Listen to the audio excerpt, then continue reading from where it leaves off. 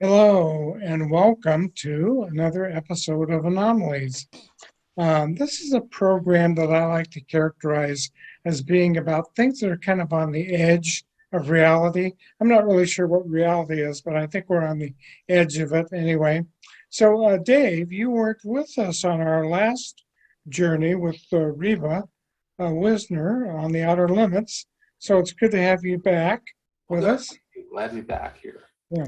So I remember we had a conversation many moon ago when we first met about how you got interested in UFOs. And it seems to me you were listening to a radio program out of Seattle, and the topics they were talking about just kind of drew you in to the UFO um, issue. What was that program? Who Yeah, was the host? true. In the like 1993, I think it was a host named Laura Lee, Ah, yes. Seattle, and she was a great host. Covered everything that across the spectrum. Everything was interesting to me, and she had great guests. And I've kind of tried to track her down, a couple times. I think she's not doing it anymore, but she had a great radio voice. Just very, very good host, always asked great questions. And that just pulled me in. Everybody she had on, I just opened up a whole new world. So I really respect hosts who can do that, have the talent to go across the spectrum and bring in people and try to tie things together between the various different topics. And that is what launched me into this 20, whatever this 20, 30 years ago, actually, which seems crazy. But we have just such a guest today and a host today, I believe. So why don't you do the introduction here, Dan? Well, one of my favorite programs that kind of drew me down this rabbit hole was Coast to Coast AM. Now, I'm old enough to remember Art Bell, and I really was a big Art Bell fan. And now Art is, I guess we wanted to communicate with him, we'd have to use a Ouija board or something because he's not with us. But we do have somebody who is a guest host on Coast to Coast AM, and that's how I first ran across her. So let's welcome Connie Willis as our guest today. Connie, how are Hey, you? hey, I'm doing really well. I am so happy to be a part of Coast to Coast, and thanks for bringing me on. Just even due to that, and it's been over 7 years now, so that's come on, that's the best, especially when you have a background of radio and TV, and then your passion is strange things, anomalies, just like you guys talk about. And to have that together combined into one, I mean, that's excellent. So I appreciate that. And not only that, but you're a blue rocker on my show on Blue Rock Talk. So blue rockers rule, just like Coast Insiders, right? It's the same Yeah, thing we'll across the we'll board. get into Blue What Rock was Talk that? Yeah. I'm here trying in to a remember minute. the early 90s. That was Art Bell. That was Dreamland, right? Or was that Whitley Strieber had Whitley have something like that? Art, but the early years with Art, what was that? Not like 93? When did Art Bell start? Was it that long ago? I think I remember Art Bell in the 80s. Now, since I'm old, uh, my memory might be faulty, but it seems like I remember him. He did Coast to Coast AM, and then he went to a weekend program, which I think he called Dreamland. Dreamland, And that's then Whitley Strieber inherited that. If I Connie might know more about that than I do. No, I think most people know more about it than I do. I was in radio at the time and doing television at the time. And so when you're doing home shopping networks and some of the other types of things that work overnight, that was actually a little later, but when you're doing radio all the time, full time already, what I remember was, and it was probably, let's see, it was probably, see if I can get the date, the years right too. It was in the early to mid 90s when my operations manager came in. I was at WWKA K92 FM in Orlando, and it was country.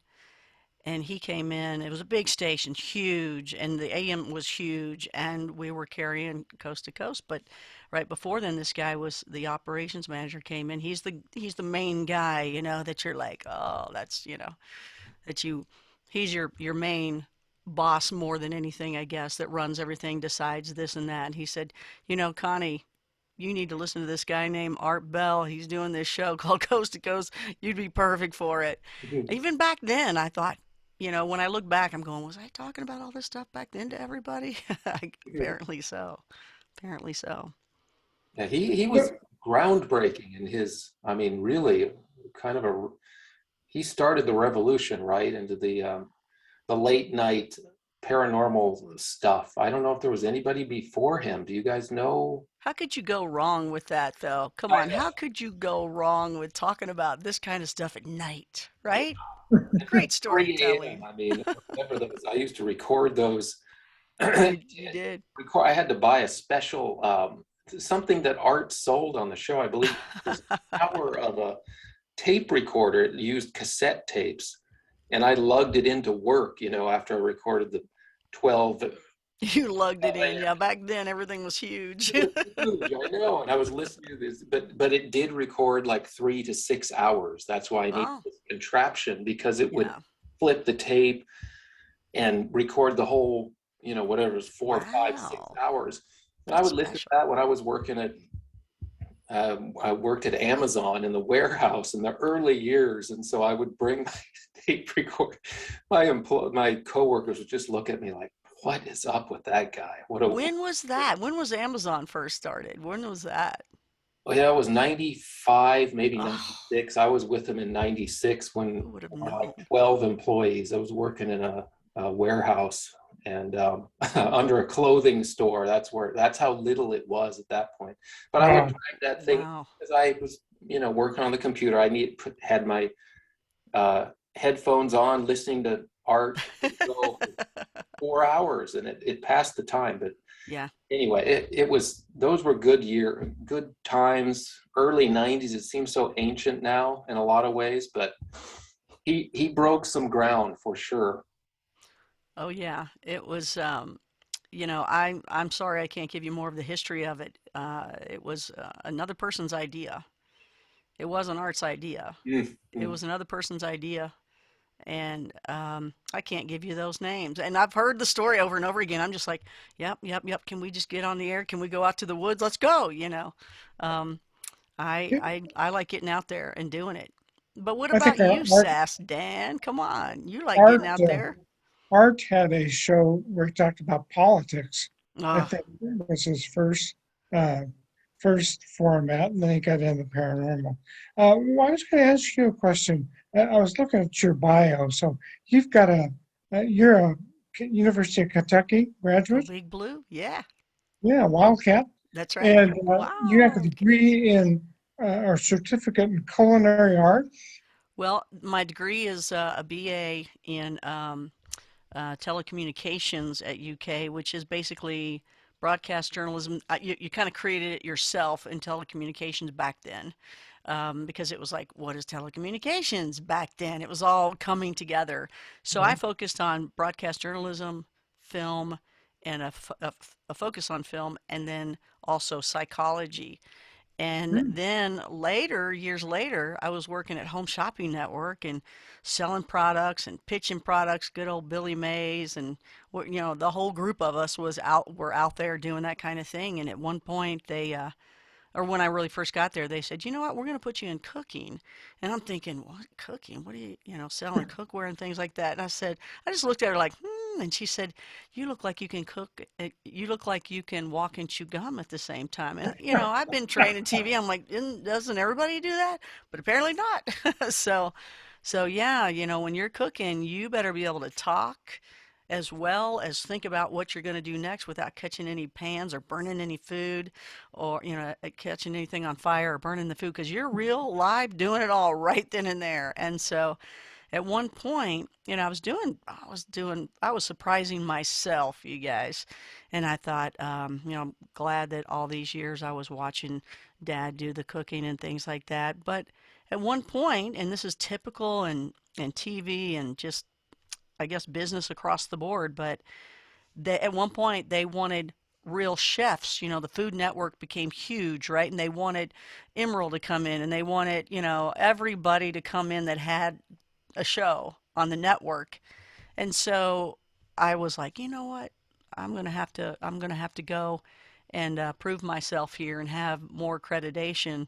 And so I went to, well, it's like I went to CIA and so the Culinary Institute of America in Napa Valley, which is the Greystone one. And yeah, I was the old one in the group there. Everybody else was 18 to 24 going to the school. It was 1 year, so I took off 1 year and went to the school and came back as a true chef, not just putting on a coat. And it was tough. It was tough stuff. But then of course, they're like, well, now we want all of the chefs to be here to have 3 shows on the Food Network. If you remember, they all had like 2 or 3 shows, right? And they also want them to have restaurants. I'm like, you need a broadcaster that can relate to the people. But okay, what are you gonna do, right? So it's funny how TV works and radio works and everything just moves along, right? Just like Amazon going from that little bitty itty bitty thing to Mhm. what it is now, and a perverted sign on the side of the boxes, all of them. Yeah, the Well, ability.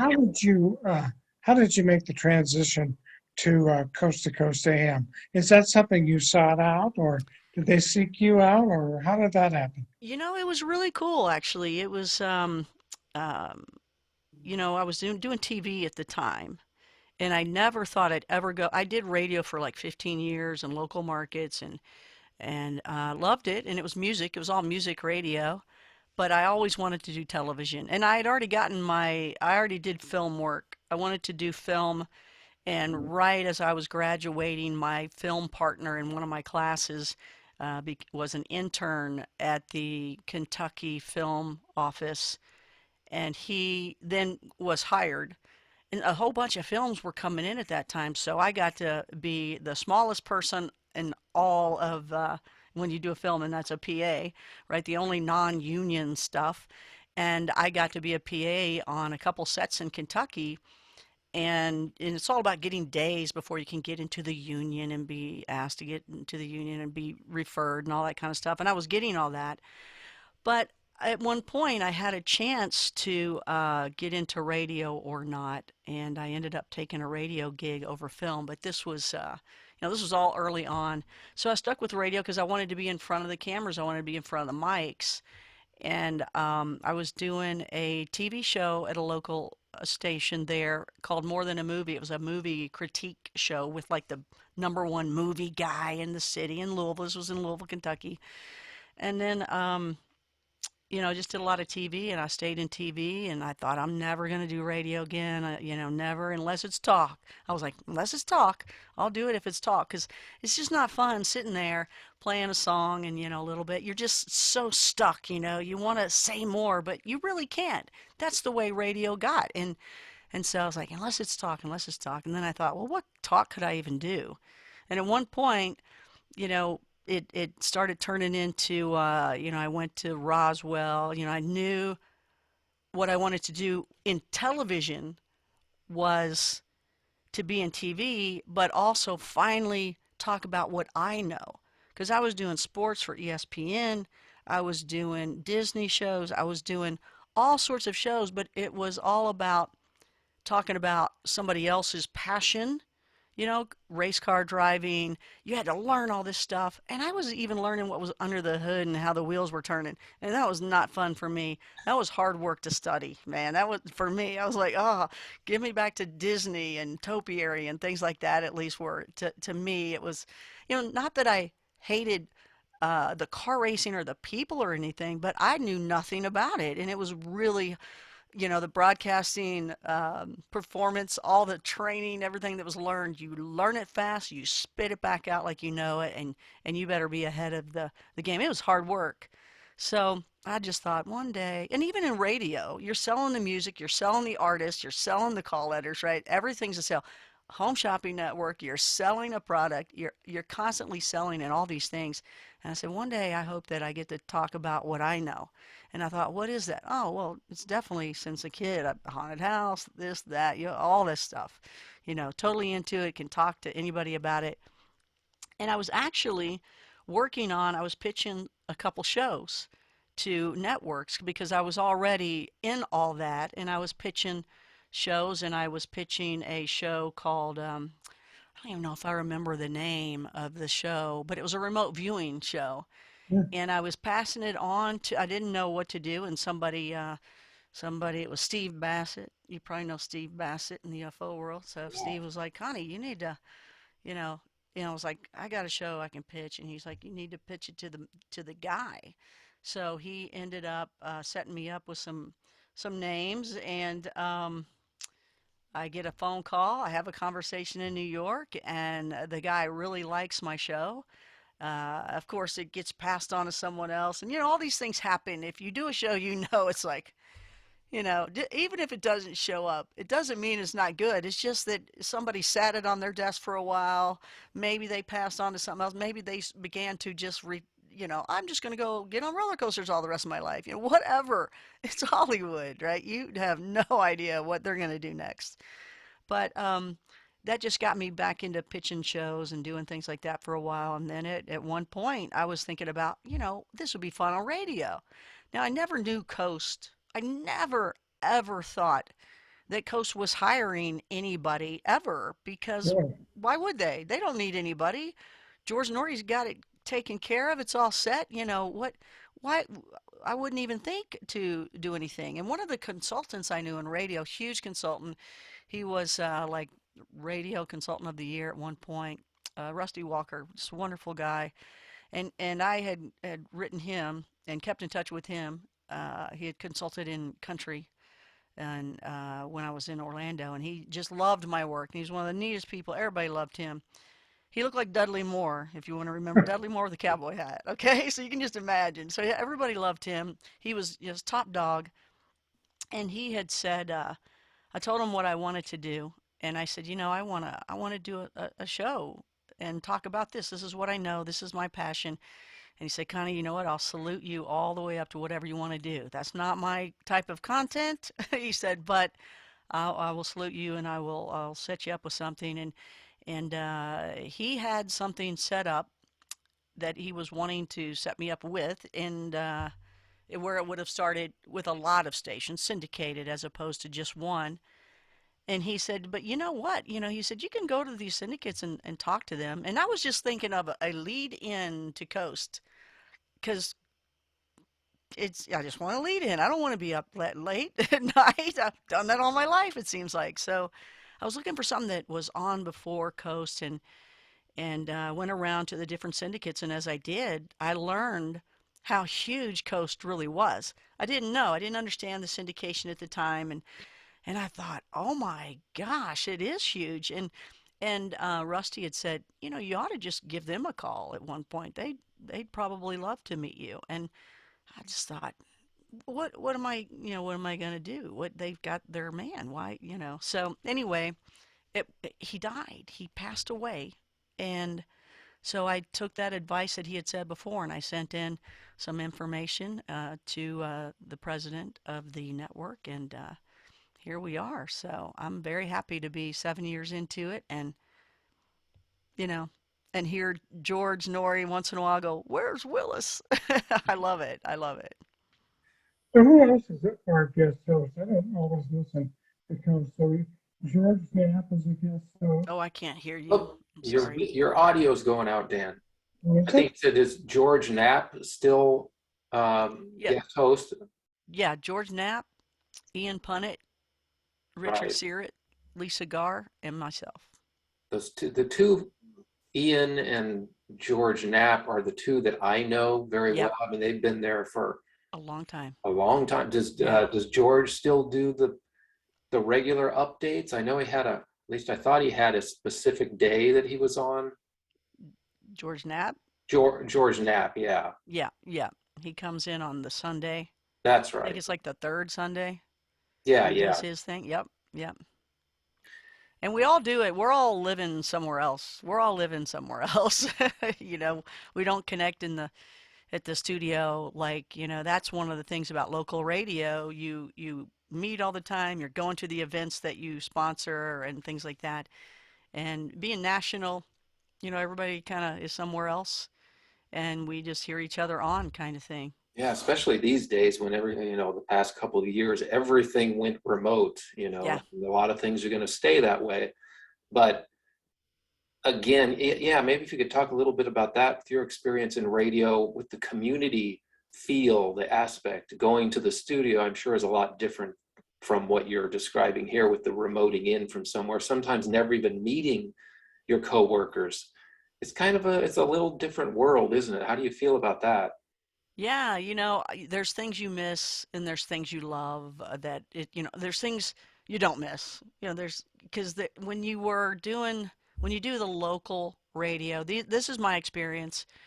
You're usually, at least when I was in radio, I was, I don't know what, like 21 I don't know, maybe it was 15 years. So, and you're at those stages where it's like, I had just graduated from college. I worked on a couple really cool films. One was Bluegrass, a CBS miniseries, and the other one, and that was Cheryl Ladd, and all the stars at the time were in it. Yeah. And yeah, and then another one was you all will know it. It was David Onspa. Well, you won't know the film. You know the other people. David Onspa was the director, and he had just done Hoosiers, Oh, and this was called Fresh Horses.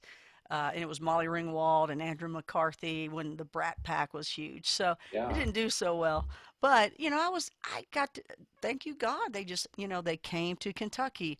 So, then you go into so you've done that, you feel good about that, and then you go into radio and you're in front of the mics, you're doing all the things you were taught, and you're having a good time. But there's all these other people and all these other personalities, right? And you have to be here and there, and you're just pinched and pulled, and uh, you know, and you're single. Yeah, I was single back then, so most everybody was at that point. So everybody's running around. We're all having fun too, and then you're also worn out, and some of us stayed single because we were just working all the time, right? Yeah. But it was like a family in each one, whether there were arguments or not or whatever. Everybody just, had a good time too. And looking back, I know everybody's like, man, that was a blast. That was a blast. Because it really was like KRP in Cincinnati. But now, and it was at all of them, it seemed like. And even though more can be, every company, like I was with Cox at one point, I was with different companies do things differently. But it's still all that personality is still fun. And when you do local, people know you. People know you in your city. When you do national, people don't know you. You can walk around, do whatever you want.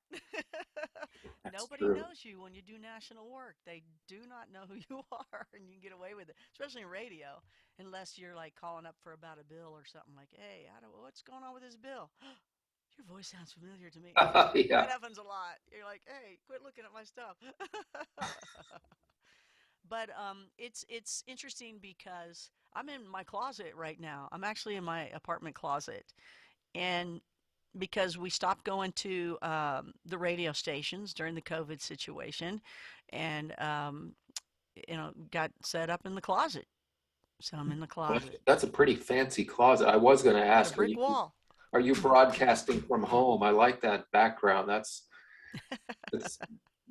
stylish. I mean, it's a brick wall, yes, but it looks good, don't you think, Dan? It's got good color. I Am I like. still, am I still having audio difficulties? Can you hear me? I don't hear him. Do you hear him? I just see his lips moving. I'm kidding. I'm No, just she's kidding. kidding. I'm It's kidding. no, you sound a lot more clear now, although Connie did start to fade. I don't I know if you heard Yeah, that. did. What I was noticed that that? too. Yeah. I don't know. It must be a Zoom thing because there's nothing that I'm manipulating over here. So or we have some paranormal interference here. That Wait a Always. minute. Wait a minute. Always. Wait a minute. usually happens at some point. And I know, well, I know Dan's dying to ask some questions here Oh, and yeah, great. send Okay. us veering off into the land of the strange because that's the direction he wants to take us. Yeah. That's the direction of the show anyway. So fire away, Dan.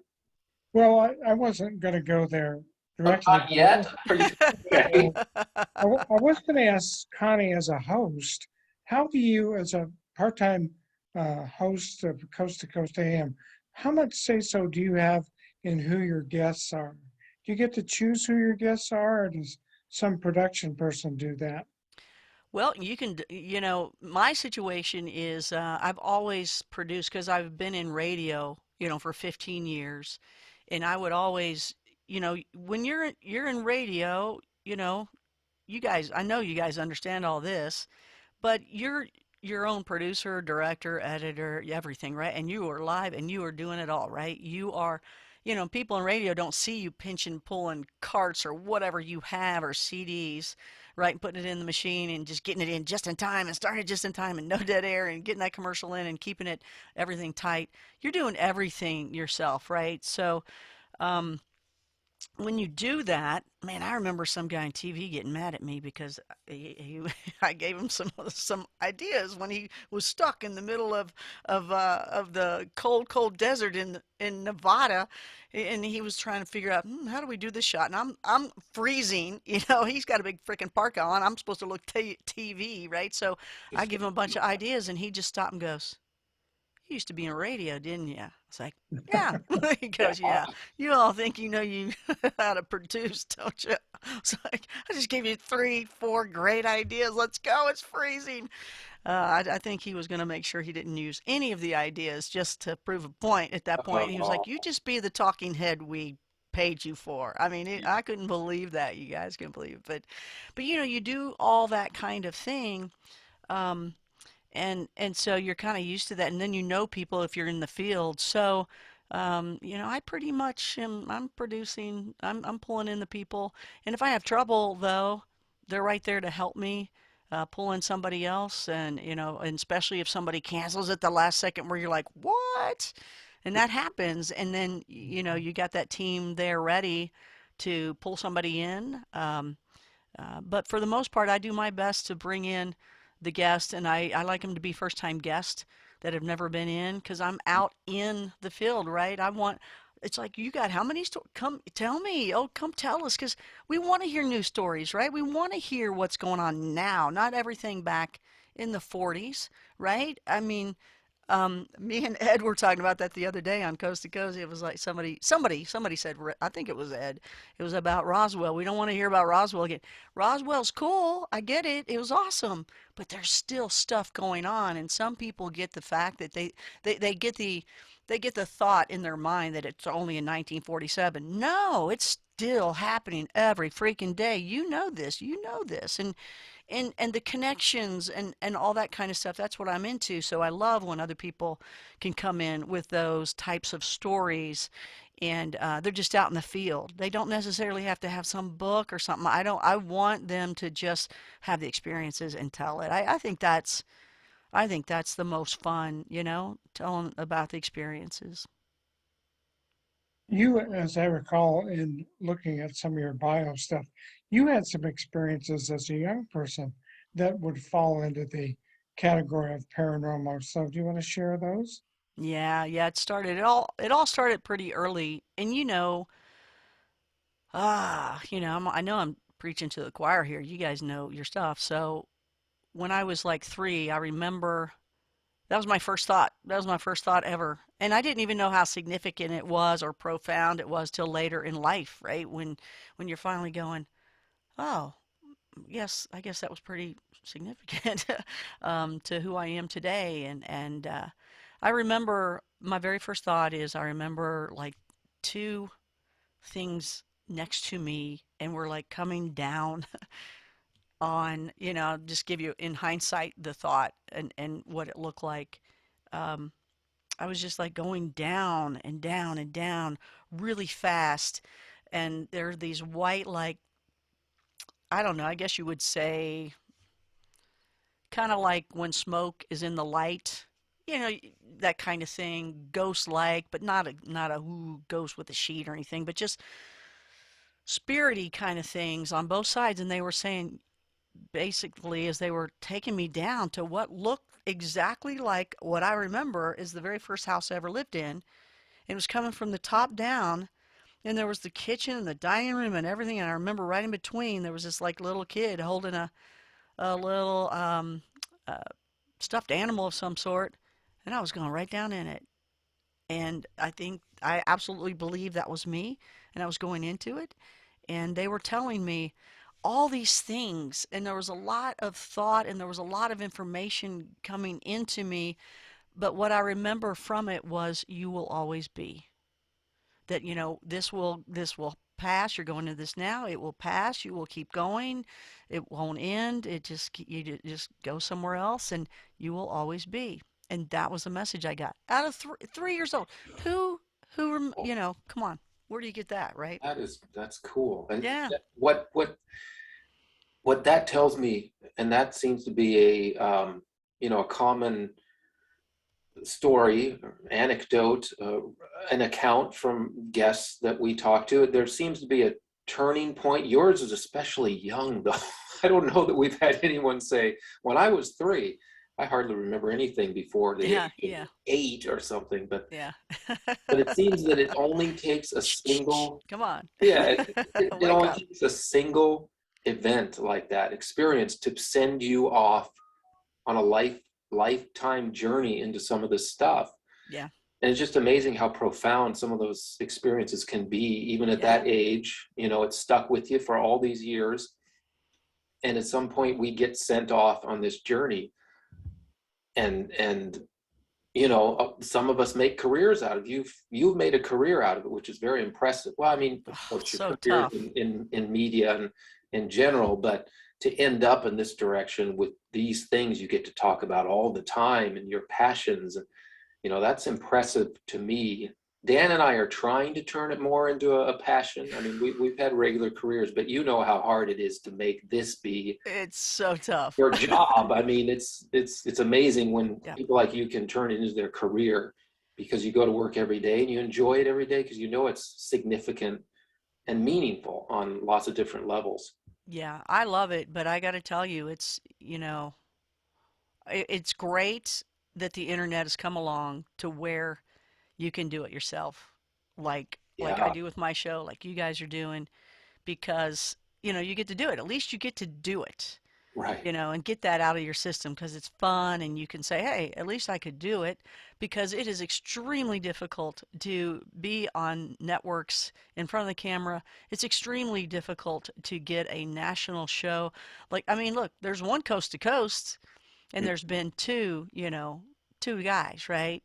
It's just I feel blessed every day to be on the top show. It's the best show. To me, that's the best show. And I love it's iconic. It's on people's bucket list. That's where I can call up, hey, Donnie Most, what's going on, Ralph? You want to be on the show? Yeah, okay. This is on bucket list of people, and it's hard to get people like that. And then from there, I can say, hey, do you want to? I really like you to be on my personal show too, so I can use that, which is very nice. A lot of them, because of my TV background, I have a relationship with them already. So some of them would probably do the show anyway with me. But how cool to be able to go, you want to be on Coast? It's just fun, and everything about it's great. But it is hard still. If I didn't have all that background, I don't, who's Connie, right? They wouldn't know me from Adam, but I do have the background for it. So thank you, God. In fact, the first night I was on, George Norrie was like, and when he introduced me, he said, you've got like the perfect resume for this. And it was so nice to hear him say that. It was really, it felt good that he looked and he said what he said. But in terms of, it's hard to get any other type of work. People now, you are a UFO, Bigfoot Mm-hmm. person that's boldly speaks about what they don't think is real. And it is real. And you guys doing the same thing. We're actually, we're like the pioneers of the truth of all this kind of stuff. We get beat up, we get laughed at, we get thrown around, right? Whatever. These things happen where people just treat us in negative ways. I know they have along the way in everybody's life that talks about it. That's why most people don't talk about it. And it's sad because most of us talk about it because the ones that talk about it are the ones that have seen it. And we want to know what the answers are. What are they? Oh my gosh, I felt things I've never felt in my life when I saw these things that I can't even put a label on it that, we all feel. that none of these other people will ever feel. And it's okay that they want to live their life. I call it the human experience, 9 to 5, whatever it is that they like, and the family and the 2.5 kids and all. Good for them, good for them, and good for everybody that can do even both at the same time. But it's terrible when they start saying you're full of it. They don't believe it. It's not true. You're a nut. Mm. No, it's extremely true. It's real. And it's like, why do we know about it? Who are we to see it and know it? And then the people that, are supposed to be, we are, I think, running the country or this or that. They don't say anything about it. So there's something to that, obviously. Because come on, if we see it, well, they, you've there's spoken with somebody's in the know.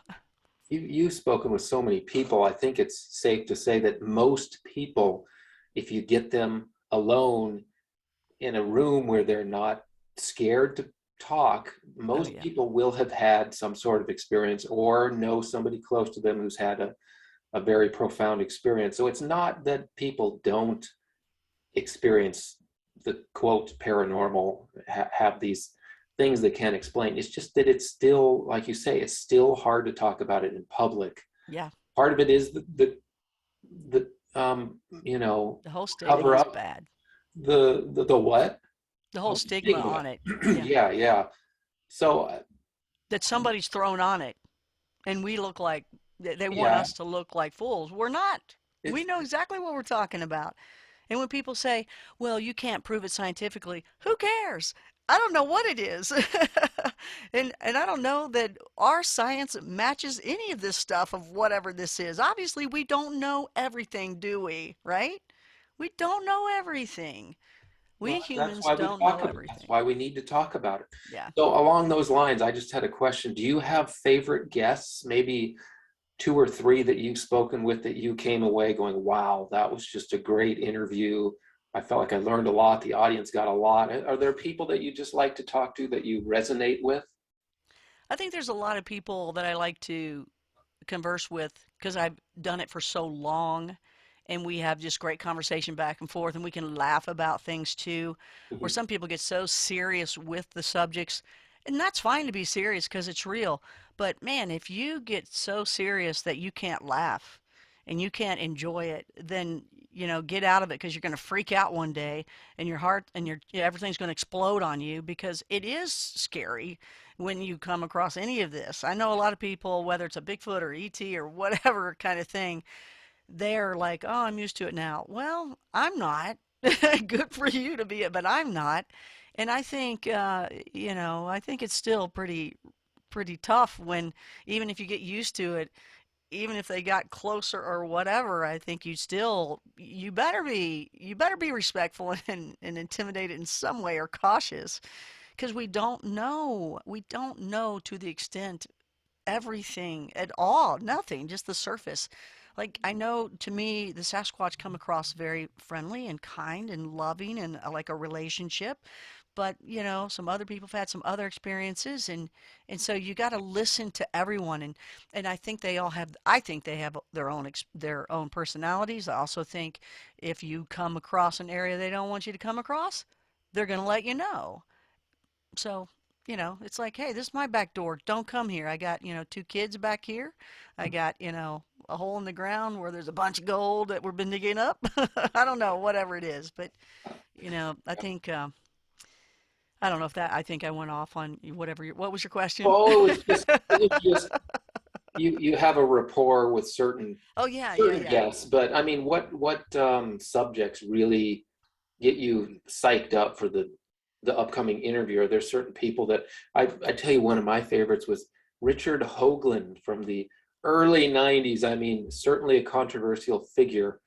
Um, but every time he came on, I would just listen with just Yeah, fascination through the whole thing. He was such a excellent. good storyteller.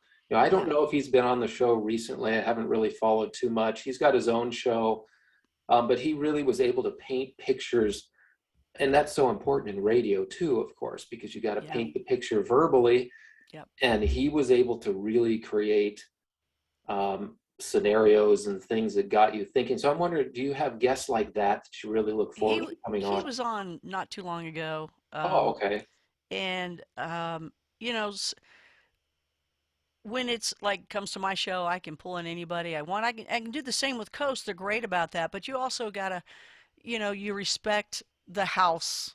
The house is George Norrie's home. Mhm. And if he's got special guests that he brings on all the time, his regulars, I mean, but he's great. He's like, yeah, do your thing, Connie. Do whatever you want. It's your show. Yeah. But I know that there's some that he talks to a lot or has or, and that's all good. That's all good. And I'm trying to find even more new storytellers, Hmm. because like you said, you've heard this guy over and over again. He's been around for a long time. Nothing wrong. Can't take anything away from him. But I like bringing on new people as well and hearing new storytelling, and especially when it just happened yesterday. Because then the feeling is still there. Where some people may tell, and I'm not saying anything about Richard on this at all, but some people can tell the same story for decades, and you hear that same story. That's all good and everything, but don't you want to hear one also that happened last week, or one of your Or own friends that's on there going, "That's what happened. It was exactly like so and so said." So I like that enthusiasm, that drive, and to let people know it's still happening every day. Right now, it's happening right now. It's happening right now. yeah. So do you have guests that recent guests that you would really plug, say, up and comer for a certain type of research Hmm. that you like? I mean, Yeah, like I'll name some people. Like I did I'm certified advanced remote viewer under Lynn Buchanan, Psychic Spy, mhm, and Project Stargate and all that. right. He's like, he comes across, he's kind of like your dad, like to me or something. He's kind of, he's like he's your best friend, he's your dad at times, he's your brother at times. He's just, amazing guy. He's a blue rocker too, and he'll just sneak in on the show once in a while, and then it's Mhm. it's the Lynn show. It's the Lynn Buchanan show, which is fine because Oh, he's cool. so interesting. He's so fun. I love to have him on Coast. He's just always, everybody's thank you for having Lynn on, and so there's, him, and I really like having Mike Patterson on a lot. I love, the fact that he's got things we can hear with radio. I love that we can hear stuff. Mhm. I love that we can post on our website videos. And so I love when someone has things that I think are legit. So I think Mike is up there at Sasquatch, Ontario. Ron Moorhead with Sierra Sounds. We're going on a creepy hotspot, Sierra Sounds, and I had to call up Ron Moorhead, say, Ron, where'd I go there? Where'd I go? Give me a good idea of where to go. And so we got that and we leave tomorrow. So, uh, see, so who else do I like? It's hard to bring up because there's so many people I love talking to. I mean, just the I, other day I had Ed Weigel on. Do you know who that is? He's just a voice. He's like for I don't know. WWE, and Mm, he's a radio voice. He's a movie trailer voice. He's that voice you've heard for 20, 30 years. He talks real low, and he's a blue rocker, and it's just fun going back to that kind of stuff too. And he's like, I don't have anything to, and he's talking like a movie trailer kind of guy. I can't do it. He's amazing though. You guys have heard his voice. He's got oh, that I'm sure. voice. He's WWE. You know him from that for sure, but Hmm. for so many years. But he's like, Connie, I don't have anything paranormal. I'm like, dude, it's not about that. It's phenomenal. It's what's phenomenal, and your voice is phenomenal. That's where Coast to Coast is expanded, by the way, Ah, into phenomenal things. So phenomenal diets, phenomenal cures, phenomenal space things, NASA things, science stuff. You know, because at one point, you gotta expand, and it does still relate along the way. It's still, even if you want to say diets, really, well, yeah, phenomenal. It is still life, and how are these other things we're seeing living, and how come they're living what some people think, like when it comes to the Sasquatch, they think they live what Dan, do you know, like what people say, maybe 900 years or something? That's what I've heard before. And who knows, right? Who Yeah, knows that yeah. answer? Right, who knows? But well, what are they eating? then it's interesting. What are they eating? Maybe the next big thing is the SAS diet or Sasquatch diet. something. I think Let's you do it, got, y'all. Let's make it I happen. think you're onto something there. That might have some traction. Yeah, I think it would. Hey, Yeah, hey, Connie, sorry, go talk ahead. about, oh, go ahead, Dave. No, your turn. I've Oh, asked enough. I've talked I enough. didn't realize we were taking turns. Yeah, So, It's the Connie, there are polite people thing that to do. have no idea what it means to be a blue rocker. So talk about that and how one might get involved in that if they Okay. choose to do that. Okay, so my show, my personal show, is Blue Rock Talk with Connie Willis. It's interesting because you guys will like this because, when I was putting it together, I've had all this background in marketing and all this stuff, and I was like, what do I call it? What I had like 1,000 names. Okay, I like this name. I like this name. I was trying, but Blue Rock was Earth, right? Blue Rock, the blue rock out there in space. That's us. And I was like, and talk. I want to talk. So I went Blue Rock Talk. Hey, that it's got a cadence. And then I actually did the cadence with what was working, and it was Coast to Coast AM with George Norrie. Blue Rock Talk with Connie Willis. Well, the AM kind of throws it off a little bit, but basically people say Coast to Coast with George Norrie, right? So it was Blue Rock Talk with Connie Willis. I was like, all right, I got the cadence, I got it written, and boom. So I created being able to talk about these things myself. And when YouTube was first coming out, actually, my very first show was it was Paranormal Roundtable and Paranormal Roundtable. I made it a long time ago. I know people now have a show called that, and I had another one, High Strangeness now. Somebody, they all have that. I had all the .coms. I had everything. I was right ahead of all the ball game. I just wish I would have stuck with it at that point. But right, it was right. It was in 2012 and 11, right when it was all happening. Oh well. oh, Um, so close. yeah, and it was all that tech that drove me crazy, which you understand, obviously. So I was like, oh, I need help. I need help. It was terrible. It was all the things you had to learn and all the platforms and all that. And then I went ahead and did it, recently. But so it's a show that I do. It's on the internet. It's a membership site. Um, I originally tried to do something on YouTube and do it. Uh, I'm trying to make a living, right? It's my career to do this, right? So I'm like trying to grab onto the platform, and I'm learning that YouTube pretty much in that area at the time, even though it was great, it would have been great to hang in there. It also, honestly, people would watch it for free and they would just come and be nasty haters. It didn't matter how much you worked, it didn't matter who you had on, how good it was. It didn't matter. There was all these haters, and that was hard to take. That's not fun when you're giving your all and you're going live and you're doing good stuff and you're trying to make it all work and figure it out and be the tech and all that.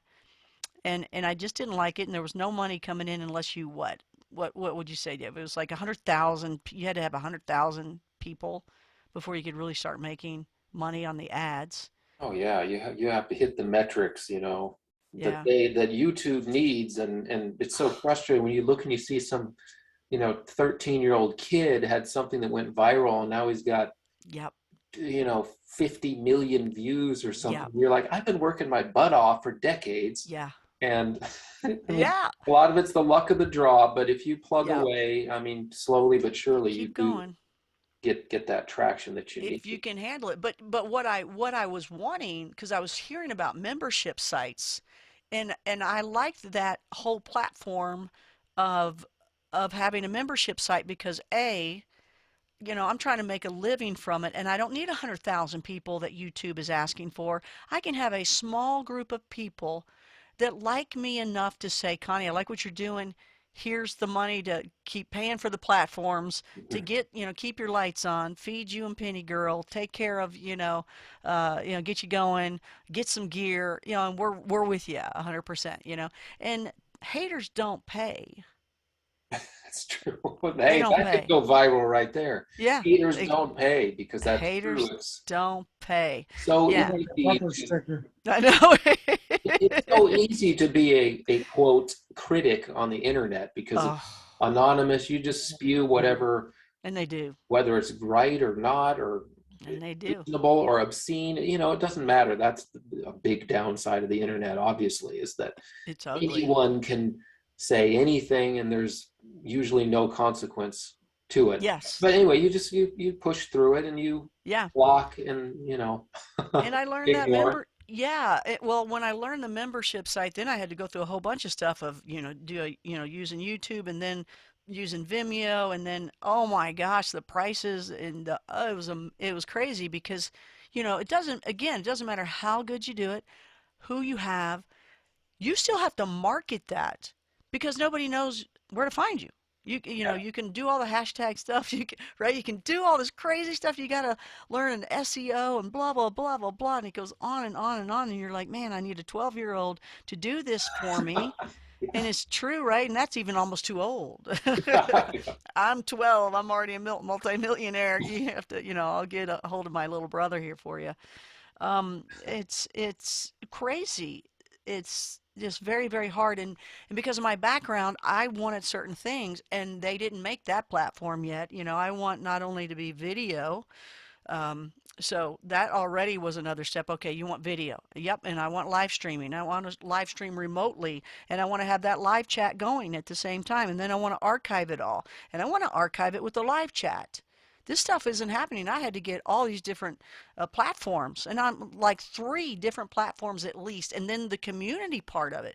Very important for me to have that community part. So here's a place where everybody can meet, that they're all buddies, pals, at least in, the conversation they want to have. And guess what? Here's other people that are going to talk about what you talk about. It's safe for you to come in and do that. And everybody has a field day. We all learn a little bit more. We're all talking. We're all buddies. We're all pals. And to pull that also into all that I asked for wasn't happening. They might have 1 or 2 of the things I'm looking for, but it was a mess. And when I would try to put it under one thing and even use a menu for you to click off of that platform to go to the other, it was a nightmare. It was a nightmare. And it's still, I'm still doing the same thing, but I've gotten a better tightness on it. We do have to go off of the platform I'm on now that has the Blue Rock vaults with all the archives.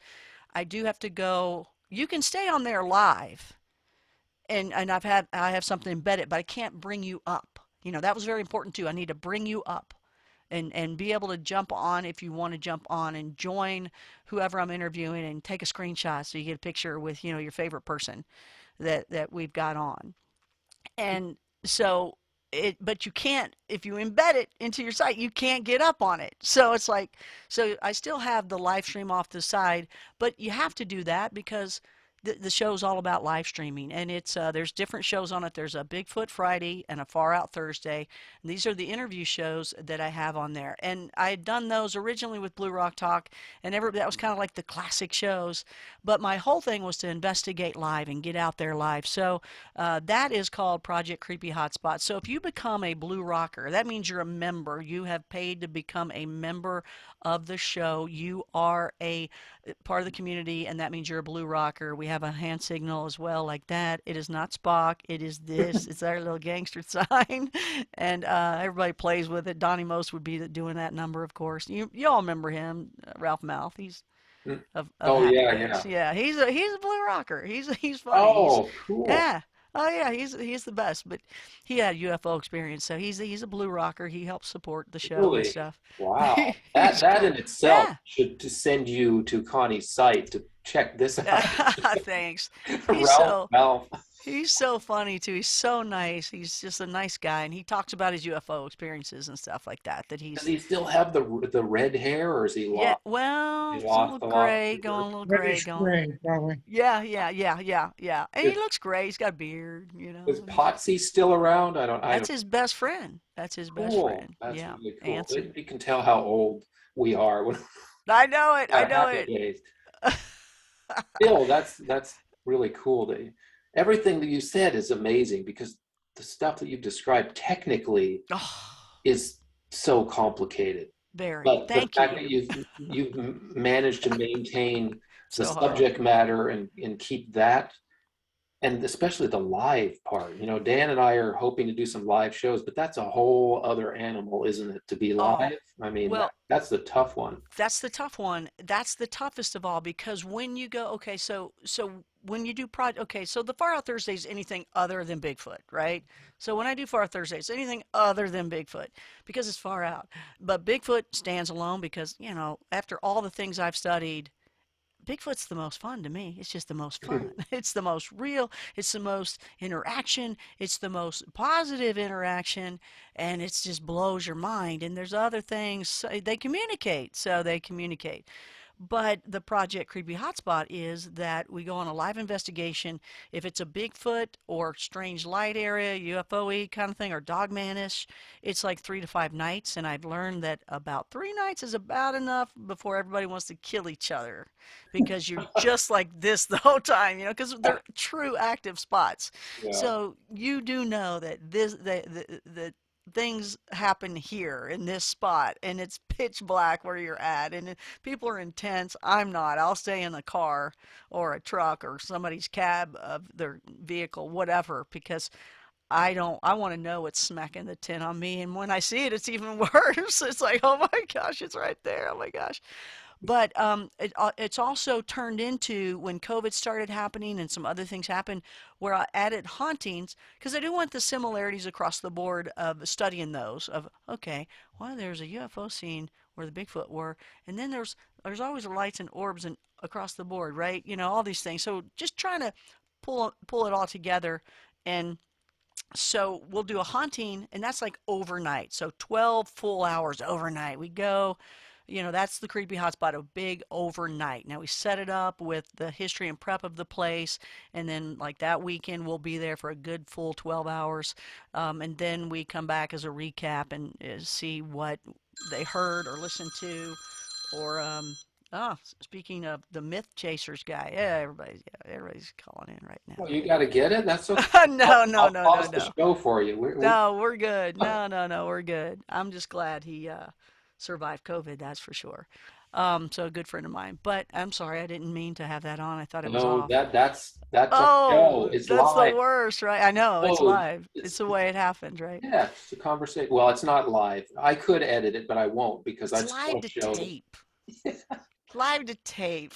But so the hard live stream, just to tell you technically what's really hard about that is when you go into the ghost areas, a lot of times it's like Waverly Hills. There's no signal, or they haven't put up signal, there's concrete walls everywhere, or it's in some old prison or something like that, right? So you're like, Wi-Fi kills you, but you still make it through, and I've been very blessed in that way too, because then you go out to you Bigfooting or Dogman, whatever, that lots of strange lights happen here. Wherever you go, it's usually in some remote area where you're like, I never thought about this part. And so, you have to do like I will live stream throughout the day. And it sometimes I thought it was going to be more than I thought, but not if you got to drive all the way like 5 miles to get to the top of a mountain and say, well, let me tell you what just happened or whatever. And then the stream goes for a while because people want to ask questions. You want to give more info. You want to say, man, something happened last night. And then you drive back down and maybe 5-10 miles or whatever it might be, and then everybody else has already eaten, they've done this, they've done that or whatever, and you got to go back up and live stream again. So I've learned it's developed along the way too, and of course the technology's gotten better. Come on, Elon, bring it on, let's go, come on. But the phones have gotten better to where they can reach a further away signal. So Wi-Fi booster. But here's what I found out, and I'm so happy about it, and I know you guys can relate to this. I know you can. If you have audio, I mean, if you have video that is like, maybe it's a little cloudy, maybe it's, you know, they can tell you're in a bad spot and it's going in and out, but they're still getting to see the spot, right? They're still going, oh my gosh, that looks creepy, blah, blah, blah. And, they get an idea of everything. They'll hang in with you if you got good audio. You got good audio, you're safe. And you're doing your best. Everybody knows you're doing your best. Everybody knows you're in a real creepy spot, and they want to hear the experience, and they're right there with you, cheering you on. Great. Blue Rockers are the best. They really are. But if you got bad audio, it's over. They're not listening to you. They're Yeah, turning you off. yeah. Just like when Dan got quiet earlier, And then I did too. I know. Hope you pump I it know. up. But that's the toughest part is the live streaming at the events. But it's getting better and better, and I'm certainly on top of doing whatever ever I can to make it better. In the future, Sasquatch Dan doesn't know he's going to stand on top of the Blue Rocker Mobile, and he's going to put one arm up here and one over here and hold foil and antennas, and it's going to be like, lift up that left leg there, Dan. And given my physical condition, I'll probably fall over. We'll stand you up if you can draw in the in the He, signal. he is We'll be good. retired, so he does have a lot of He's got spare time. time. I think that I he was could thinking that. I was considering all that. be He's got the time. a good second career for you, Dan. I want to be cognizant of that.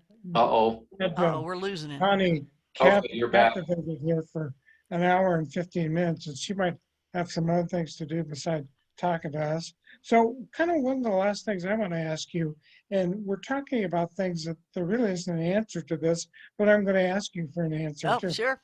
What do you know about the paranormal? Whether it be Bigfoot, ET, ghosts, what have you learned through your experiences with Coast and Blue Rock Talk? What and just paranormal in its own without even the broadcast part of it Yeah, and using all that too. Well, you know, going back to the first thought, it was just already there. I don't doubt it at all. I don't I just know it's real and it exists, and you don't even know until you get out into the real world that you shouldn't really maybe bring it up on a first date, or you shouldn't bring it up while you're in the office with people. I didn't know those things. I thought it was okay to talk about in school. I thought everybody had a ghost in their house or would see things before they happened or could know things before, somebody said it. Um, so at one point I had to kind of learn, hey, this isn't the norm, and they kind of think you're a little kooky and they're not even going to hire you because of this. You're like, it just makes no sense because you're like, well, it's true and it's just as real as you are. Um, so so what I've learned is to, uh, you know, I listen to other people's stories. I want to know what they have to say. I want to learn, but to me, I'd rather just be out there learning it myself because I trust myself. I know myself not to lie to myself. I know I'm not going to embellish. I know I'm not going to think everything is this or everything is that. I'm going to be cautious because I am. I am a little scaredy cat. I am out there. I am not afraid to tell you. I'm scared. We have one of our Blue Rockers as a cop. We call her Blue Rock Cop, and she'll be like, I remember one time we went. It was called Blue Rocker Hill. We went up in the Rockies, and we'd go, well, we know there's at least one behind those three trees over there. And she's in the community and, the live stream going, well, go up to those three trees. And we're going, you come up to these three right trees. ahead. Right? But it's, I've just learned, uh, listen to what other people have to say. And whether it sounds crazy, sometimes the crazier things are what you end up seeing one day yourself. And by listening to other people and their stories and their encounters and their experiences, it can prepare you. It can relate to what you know. It can give you an answer to something. You can connect the dots, but it can definitely prepare you for what you might see one day. And then you can end up calling that person too and talking to them about it maybe because these things, we can't explain them. There's no experts. We can't explain them. I mean, do you all have answers? I We've know. got questions. Yeah. Yeah. The more people you talk to, the more questions you end up with, I think. That's why you got to watch it when you listen to some people too, right? You got to take it in, just take it in Yeah. and hold it there if you can't already relate to it, right? Because what if, what if, what if they were out drinking? What if they were out doing other things and then they just kind of embellished it? What if they were half asleep, half awake, and they were hoping for something and maybe they thought it was that? You got to be very careful of that. You guys know that, though.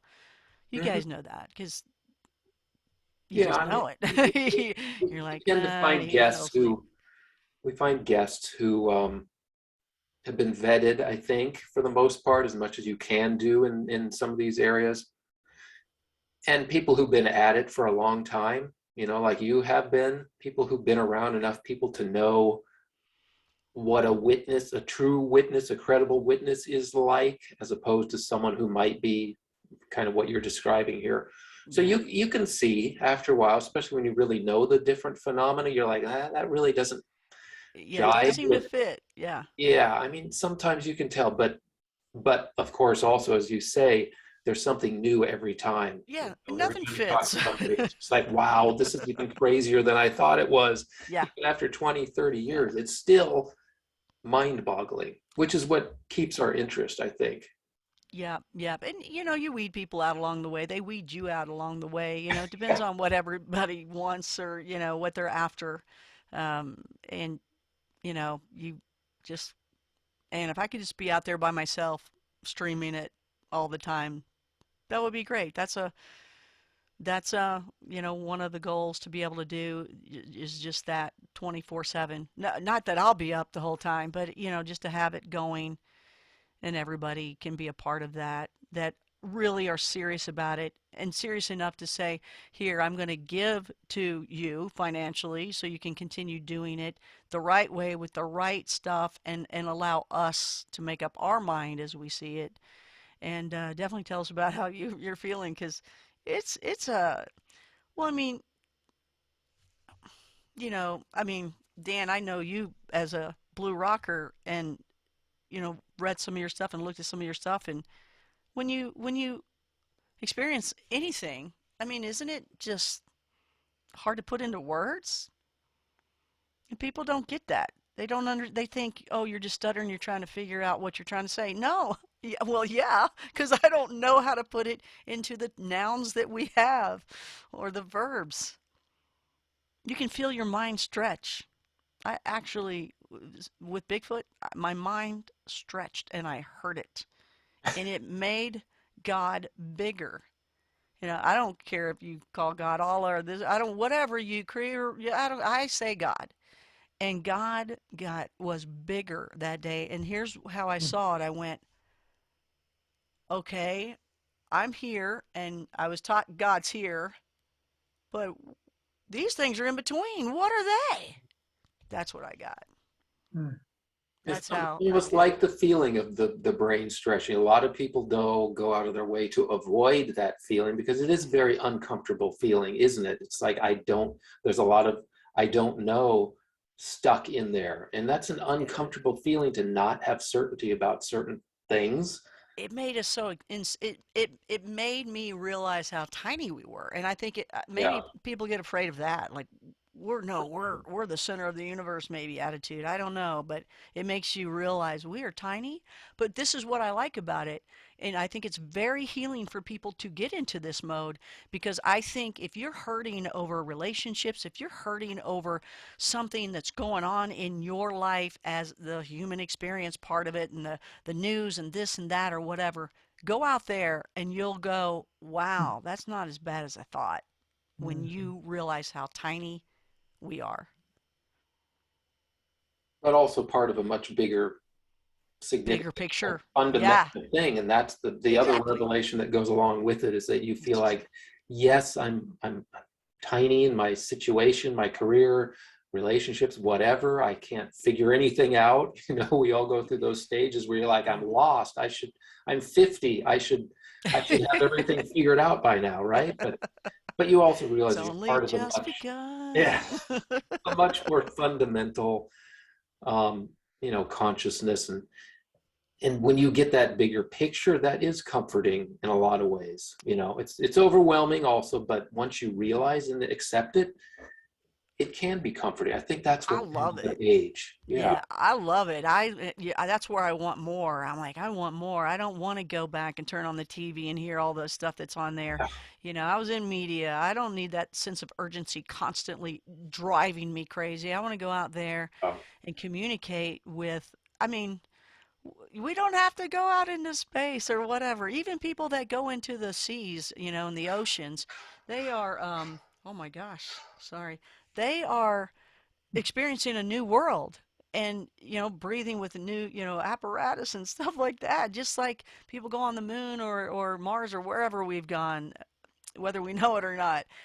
Just go right out into the woods and just look up. I mean, this stuff's here. And it's amazing when you see it because it defies all what we know. And it's so nice to be able to see it. And it's so nice to go back, and especially when they talk to you. It's like, but better watch telling that one to people.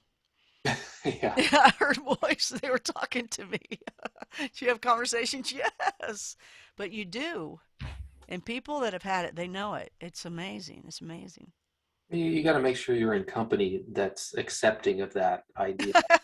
You think it's Not true? broadcast it too much. Yeah. Well, maybe you don't ever want that dream of coast to coast then because you just tell it all like it is. I was listening to Dave Scott from Spaced Out Radio the other day, and he said it's okay to be a weirdo in this crowd. And I understood what he was talking about, because everybody else is a weirdo.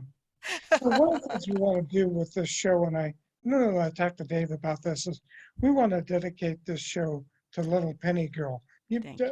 And maybe it's not comfortable for you to talk about her because it's pretty recent, but you want to tell Dave may not even know who Little Penny Girl is. Would you Well, just share that with him? I appreciate that. And by the way, while I'm thinking of it, uh, Dan is a blue rocker, and he has been kind enough to help other people too that couldn't help themselves to be blue rockers, and Oh, cool. it's I really will nice. become one. It's really nice. Evil, good, yeah. This is really I'll become nice. one, but Very Dan special. is there, yes. And yeah, tell us about Penny Bring, Girl.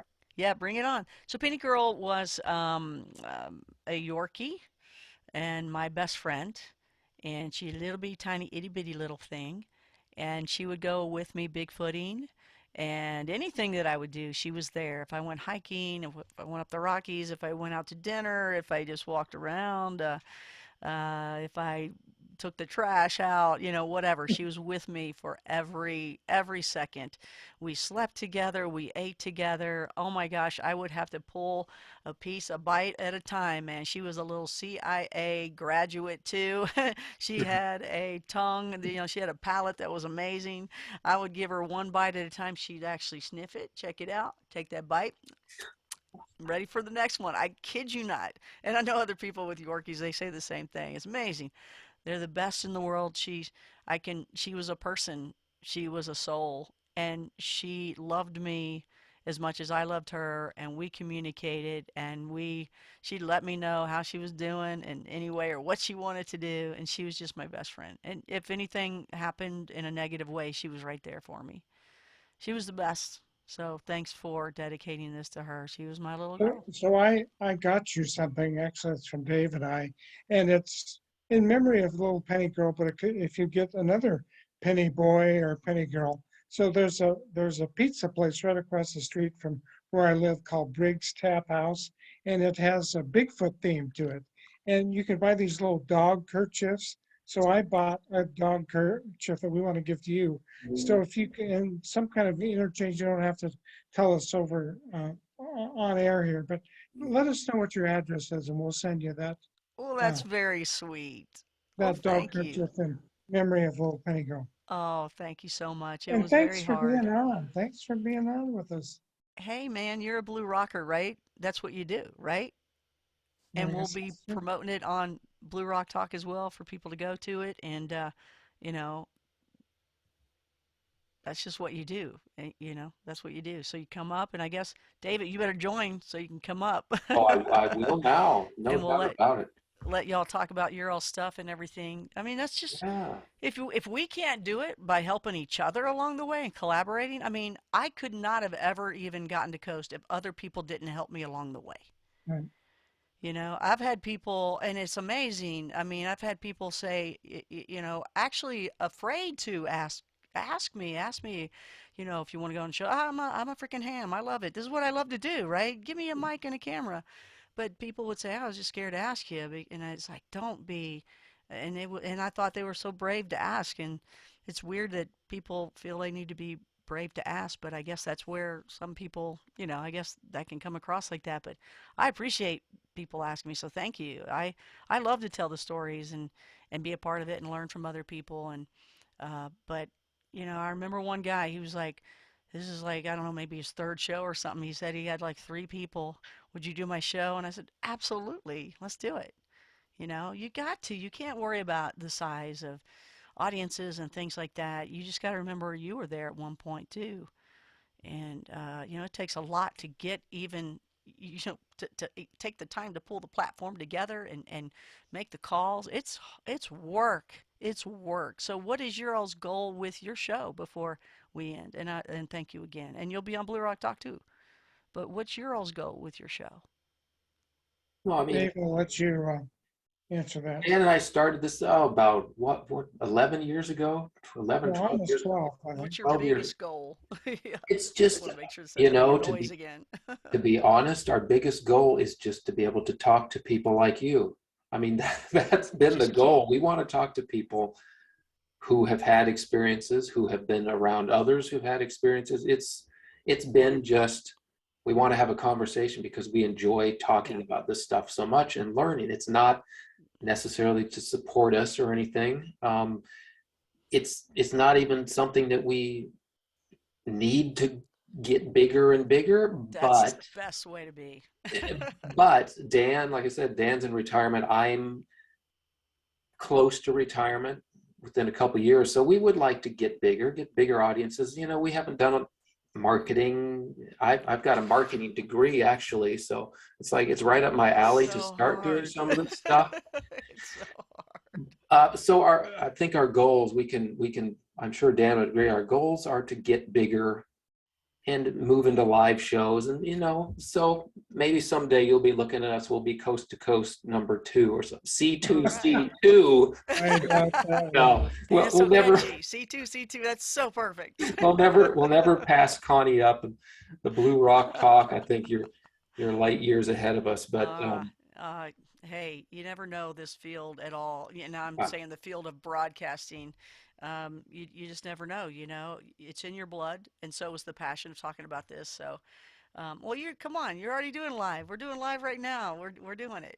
if you do it out of your passion for your subject, things take care of itself. So Yeah. we're not worried about anything. We just enjoy the conversation. That's exactly how I feel. I feel the same way. I am doing it as a living, um, and trying to make that just a total living and to retire in it because when you are in broadcast, uh, TV or radio or freelance with that, you don't always have you don't have the luxury of 401ks and retirement plans. You Yeah, are freelance and that is it. And so you're like, yeah. uh-oh, I better do something that's going to get me through, retirement. And so to me, it's a business and a career. It is. I mean, you just look at my past. It's not like I just threw this together and said, I want to make this a career. No, it's where I can do it without a network telling me, we're going to bring you on or not bring you on, or hey, my niece is just at the perfect age to bring her on now, and she has no experience, but who cares? That is totally true and happens a lot in the fields. But you know, I remember, and you brought up something that reminded me when I was in radio in Louisville, one of the stations, the GM, the general manager came up to me and he had like this article and he goes, I saw this article and I had to bring it into you. And it made me feel good because he actually knew me from the little bit that I even did on radio where it was really kind of like, this is all you got. This is the only time you got and then play that music. And it was a story written up in some, I don't know what magazine or paper it was, but it was called The Art of Conversation. And he said, the art of conversation and the making love with conversation. And he said, that's what you do. And I was like, I didn't realize how much of a compliment that was, but I look Yeah. back on it and say, man, that was so nice. What did I know? I was a little kid. I'm like, what am I supposed to, is this nice? Is this, I didn't know anything, but it was very nice to hear. And thank you guys for letting me be on. Anytime. Been great. Now we get ready for that creepy hotspot going to the Sierras, baby. Well, gotta be Ron Moorhead, right? Well, Ron's over on the other coast of the world Yeah, now, he so is. but I said, "Where'd I go? Where'd I go?" And so he gave me some good hints of where to go, and there's some snow in some areas, and they've got some areas closed off, but we're gonna get as close as we possibly can to areas without horseback, donkey, helicopter, and everything. I said, Ron, I want to be close to where you were without having elephants and everything else, taking us Oh, there. That's where you draw the line, Connie. No Yeah, I'm elephant. like, dude, you don't don't have pack to a give up your punch. spot. All right, make sure and send us your mailing address, Connie. Okay, you got it. Okay. And check All out Thanks. right. Blue Rock Talk with Connie Willis. It's a great investment. I'm going to go there right after I hang up here, and we just got to support each other in this Yeah, pursuit of the weird, the paranormal, the The truth. stuff we're passionate about. truth. Yeah. And by the way, just one last thing with it is, you can go do these things remotely live yourself. There are people that will say, hey, come to this area, I'll teach you how to Bigfoot or I'll let you have the experience. And it's pretty expensive. Some people are $400 per person, up to like 2,500 per person. I know you all know some of these people that do this, but that's not flying there. That's not Ubering to the other location. It's not getting your gear, your RV, your tents, whatever you get, and your food. It's not any of that. Right. So you jack that up. I actually do it for $49.95 a month. Because doing that, it's a lot of money, and the gas, everything's crazy money. Yeah. But and as you build it, you can go cheaper, but that's a really good price. But what I do now for people, because I know it's tough. So if you're a Coast fan, you get half off. Just go to the thing I have. If you go to conniewillis.com, you'll see all the discounts. I put them up first, just to put them up first so everybody can see them. So a coast to coast fan can have 50% off. But if you're a veteran, if you're a first responder, if you are a single parent, if you are a self-employed, that's so tough. And if you are, there was another one too. I think I got it. We met veteran, help, senior citizen, Yeah, senior right? citizen. Yeah, any That's me. that's over 70% off. So it's $14 a month, or you do it annually and save two months. So I can't do it alone. I got to do it with the help of everybody, and it is a community. So if you like it, hang in there. Great, it's fun. We have a good time, and you just have to help each other out. It's just the way it is. People can't afford that even anymore, even though that's a good consistent price to help you make it happen. It's like, okay, you know what? I got to go for quantity. I got to just get more people, and because you want it to be quaint too, right? You don't want you don't want a ton. All of a sudden it's YouTube. You're like, no. So thanks you guys for letting me be part of it. Sure. Take care, Connie. Thank you, Connie. Appreciate it. Good night. Good Okay. day, Good wherever day. you are. Right? Okay. Bye. Bye. Bye.